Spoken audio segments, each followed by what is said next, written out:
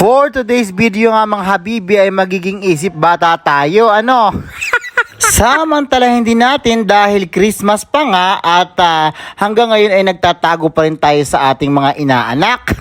At kung makita nyo man ako dito sa kalsada ng Pakalat-Kalat mga habibi ay dito nyo ako puntahan at dito ko mismo ibibigay sa inyo ang aking aginaldo. Alam nyo ba mga habibi ay matagal kong hindi napuntahan ang lugar na to dahil nga medyo tight ang ating budget noon. Pero ngayon na hindi tayo nagbigay ng aginaldo sa ating mga inaanak at kamag-anak, ay napuntahan nga natin itong lugar na to. Sa mga hindi pa nakakapunta rito sa lugar na to, no, ito nga pala ang likod ng Mall of Asia. Kung saan ay pwede kang mamasyal at magdawar-dawar kung wala ka ng pera at wala kang pambili sa loob ng mall. At pwede mo ring dalhin ang iyong mga magulang, anak, kamag-anak at mga kapatid. At isa rin itong dating place. Yun ay kung meron kang i-date. Gusto ko sanang sumakay sa mga rides na to, lalong-lalo na dito sa mga umiikot-ikot na to. Kaya nga lang talaga, may phobia na tayo sa fear of heights. Isa pa dito ay nagkaroon na kasi tayo ng experience sa pagpapaikot ng mga tao at ng ating mga jowa. Kaya naman, in-enjoy ko na lang ang panonood dito sa baba. At pagkatapos nga naming mamasyal sa Mall of Asia ay dito nga kami nagrekta dito sa Port Bonifacio Heights. Sabi kasi nila ay maganda rin dito lalo na sa mga lanterns, decoration at mga pailaw. At ang sabi din nila ay isa rin din daw itong pasyalan ng mga mayayaman at ng mga piling mayaman.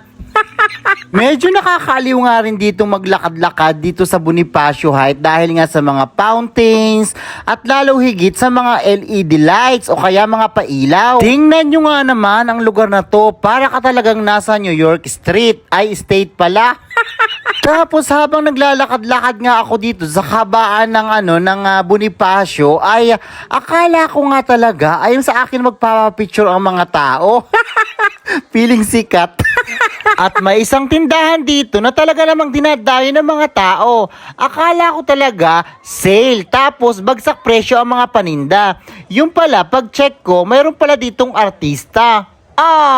Andito pala si Nash Aguas. Sana all nakakita ng artista. After nga namin sa Bonifacio Heights ay dito naman kami dumiretso dahil nga malapit lang naman. Ito nga pala ang pinakabagong lugar at pinupuntahan ng mga tao ngayon lalo na tuwing Christmas. At ang lugar na ito ay dito mo lang matatagpuan sa Taguig o kaya naman hanapin mo na lang yung The Grand Canal Mall. Talaga namang ramdam na ramdam mo ang diwa ng Pasko rito kahit alam mong paubos na ang iyong pera. First time ko nga pumunta dito sa lugar na to mga habibi, pati ng aking mga kasama. Kaya naman, medyo excited kami medyo lang naman, hindi naman sobra. Medyo excited kami na pasukin kung ano ba talaga ang meron dito sa loob. Wow, parang si Disney Princess lang to Ang galing naman pala, meron pala ditong isang floating restaurant. Pero naka-steady lang siya, hindi siya gumagalaw. Ito pala yung madalas kong makita sa Facebook at sa mga reels o kaya sa TikTok. Ito pala ay tinatawag nilang Venice Canal. Wow, akala mo naman nakapunta na sa Venice. Maganda pala talaga ang lugar na to kahit pumasyal ka lang at mag-ikot-ikot at pwede rin palang hindi ka kumain. Dahil sa mga makikita mo pa lang ay talagang busog na ang iyong mga mata. At ang usapan talaga namin dyan ay pasyal lang, walang kainan. Pero kung magpapakain ka naman ay hindi ko na pag-iisipan yan. Abay talagang lalantakan ko yan. Tamam? Pero kidding aside, maganda talaga dito sa The Grand Canal. Promise.